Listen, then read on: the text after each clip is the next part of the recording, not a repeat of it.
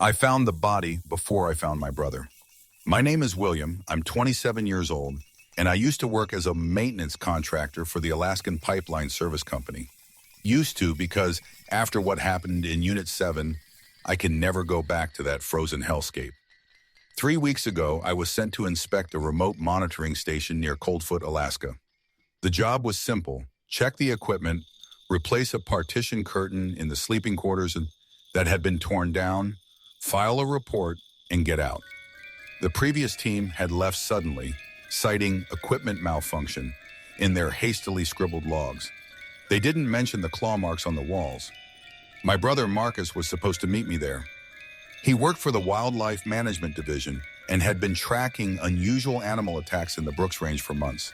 He'd called me 4 days before I arrived, his voice shaking, telling me he'd found something impossible, something that shouldn't exist. The line went dead before he could explain. That was the last time I heard his voice. When I arrived at Unit 7 on December 10th, the facility looked abandoned. The generator was running, lights were on, but no one answered my radio calls. The entrance door was ajar, swinging slightly in the bitter wind. Inside, the temperature was barely warmer than outside. Someone had left the heating system on minimal. The main room was destroyed, furniture overturned, papers scattered everywhere, and that partition curtain I was supposed to replace was shredded into ribbons, hanging from the ceiling like torn flesh. The fabric was stained with something dark. It had frozen into stiff, rust-colored patches. Then I saw the scratches. They ran along every wall, deep gouges in the metal panels, some reaching 7 feet high. No bear could make marks like that. The pattern is wrong: 4 parallel lines, spaced like fingers, but wider, deeper, more deliberate. I found Marcus's field journal on the floor, pages torn and scattered. The entries became increasingly frantic over the previous week. He'd been documenting attacks on caribou, finding carcasses drained and mutilated in ways that defied natural predator behavior. His last entry, dated December 8th, was barely legible. It walked on 2 legs, human posture, not human, followed me back. It knows I'm here.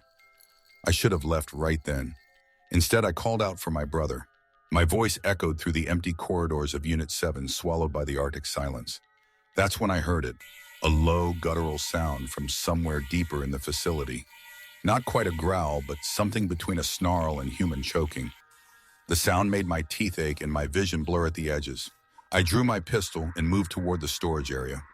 The door was torn completely off its hinges, lying in the corridor.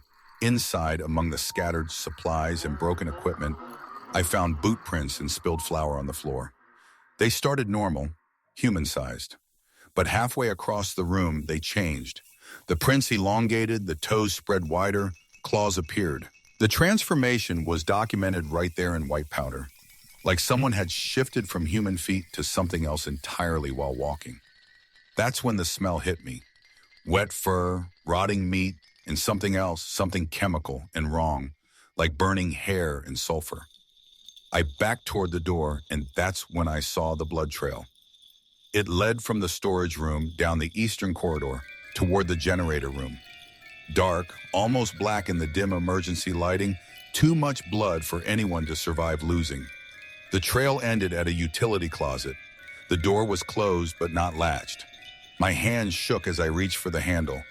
Every instinct screamed at me to run, to get back to my snowmobile and disappear into the white expanse.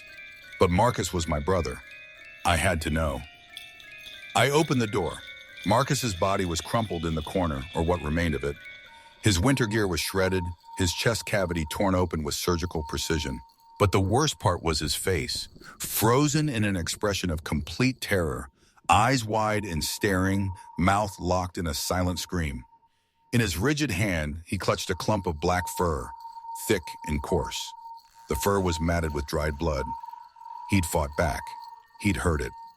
I stumbled backward, my mind refusing to process what I was seeing. That's when I heard the breathing behind me. Heavy, rasping breaths that sounded almost like words trying to form but failing, dissolving into animalistic pants. I turned slowly. It stood at the end of the corridor, barely visible in the shadows between the failing fluorescent lights. Tall, impossibly tall, its shoulders nearly brushing the 8-foot ceiling. Its body was covered in thick, matted black fur that seemed to absorb the light around it. The head was elongated, wolf-like but wrong, the snout too short, the jaw too wide. Yellow eyes reflected the dim light, fixed on me with an intelligence that was terrifying because it was almost human. Almost, but not quite. Its arms hung too long, ending in hands that were neither paw nor human. Hybrid things with elongated fingers tipped with black claws that curved like scythes. It stood on digitigrade legs, bent and powerful, built for explosive speed. The creature's chest heaved with each breath, and I could see the old scars beneath the fur, white lines where fur wouldn't grow. This thing had survived conflicts before. It was a veteran predator. We stared at each other for what felt like an eternity, but was probably only seconds. Then it moved its jaw, and I heard something that nearly broke my mind. It was trying to speak. The sounds that emerged were garbled, distorted, like a human voice being played backward through broken speakers. It couldn't form words, but the attempt was there, the phantom of language trapped in that monstrous throat. Then it charged. I fired 3 shots, the sound deafening in the enclosed space. At least one hit. I saw the impact jerk its shoulder back, but it didn't slow. It crossed 30 feet in seconds. I threw myself sideways into the communications room and slammed the door, engaging the lock. Immediately, the door shook with thunderous impacts. The metal frame groaned, bolts beginning to tear from the wall. I scrambled to the radio, screaming for help, broadcasting on every emergency frequency. Static answered. The door was bending inward, the creature's claws punching through the metal like it was cardboard. I could see its snout through the holes, snapping, that horrible almost speech coming in frustrated snarls. Then it stopped. Complete silence. I held my breath, gun trained on the ruined door. Seconds passed, a minute, nothing. I heard it moving above me. It had gone into the ceiling crawl space. I could track its movement by the groaning metal and rattling ventilation ducts. It was circling, looking for another way in. The communications room had no other exit. I was trapped. The ceiling vent exploded inward, and a clawed hand reached through, swiping blindly.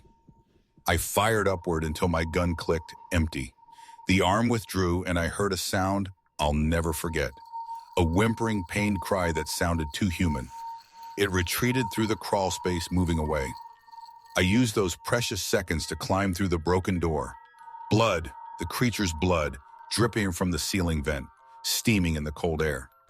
It was injured, but still moving, still hunting. I ran. Through the corridors of Unit 7, past Marcus's body, past all the signs of previous victims I'd missed on the way in. I burst through the main door into the Arctic night. The wind hit me like a wall, temperature far below zero, but I didn't care.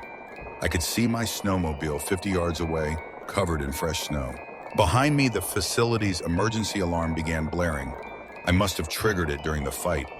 The sound echoed across the empty tundra. I was 20 feet from the snowmobile when I heard the facility door crash open behind me. It emerged into the moonlight, fully visible for the first time. The black werewolf stood in the doorway, silhouetted against the red emergency lights, blood matting its fur where my bullets had struck. It tilted its head, watching me, calculating. Then it dropped to all fours and began to lope toward me with horrifying speed. I reached the snowmobile, my frozen fingers fumbling with the ignition. The engine turned over once, twice, then caught. The werewolf was 10 yards away. I gunned the throttle, the machine lurching forward just as claws raked across the back, tearing through the cargo compartment. The sudden acceleration saved me, putting distance between us. I looked back once. The creature had stopped chasing, standing in the snow, watching me disappear into the darkness. Even from a distance, I could see its chest heaving, see the steam rising from its wounded body. It didn't howl or roar, it just watched, with those intelligent, calculating eyes. I drove through the night, not stopping until I reached the highway 30 miles south. A trucker found me half frozen at a rest stop, delirious and babbling. They said I was lucky to be alive. They had no idea. The authorities investigated Unit 7 2 days later. They found Marcus's body and confirmed equipment failure.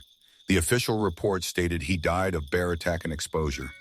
They found no evidence of any other presence.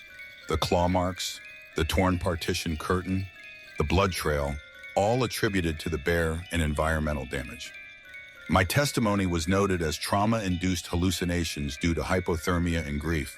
But I know what I saw. I know what killed my brother and what nearly killed me. The Alaskan wilderness is vast, with places humans rarely venture. We assume we know what lives in those frozen spaces, but we're wrong, so terribly wrong. 3 weeks have passed. I'm living in Anchorage now, in a third-floor apartment with multiple locks on the door. I don't sleep well. Every creak, every shadow makes me reach for the new pistol I keep loaded on my nightstand. Last week I saw the news. 2 hikers mauled to death near Coldfoot, their bodies found with massive trauma consistent with large predator attack. Officials blamed a rogue grizzly, but grizzlies are hibernating now in late December. Yesterday I received a package with no return address. Inside was a piece of torn fabric, the same material as the partition curtain from Unit 7. Attached was a note in handwriting I didn't recognize, shaky and barely legible. It followed me back. Now it knows where you are too. Last night I heard scratching at my window, 3 floors up. I didn't look. I couldn't look. I just sat in the corner with my gun, listening to that sound, claws on glass, testing, searching. When morning came, the window was intact, but there were marks. 4 parallel lines scored deep into the frame. The black werewolf is still out there. It's patient, it's intelligent, and it remembers the man who shot it, who escaped when others didn't. Sometimes, late at night, I think about that moment in the corridor when it tried to speak, when something almost human looked out through those yellow eyes. That's the worst part. Not that it's a monster, but that it might have been human once. That maybe it still is, trapped in that twisted body, unable to dim, unable to change back, condemned to hunt and kill and remember what it once was. I sleep with the lights on now, all of them, because darkness is where it lives, where it waits. And I know with absolute certainty that one night the locks won't hold. One night the scratching will get louder, more insistent. One night I'll turn around and see those yellow eyes staring back at me from the shadows of my own home. My name is William. I'm 27 years old, and I'm being hunted by something that shouldn't exist, in a world that refuses to believe it does. The partition curtain in Unit 7 was never meant to be replaced. It was meant to serve as a warning, torn and bloodied, a sign that said, "Keep out," in a language older than words. I ignored that warning. Marcus ignored it. We paid the price for our curiosity.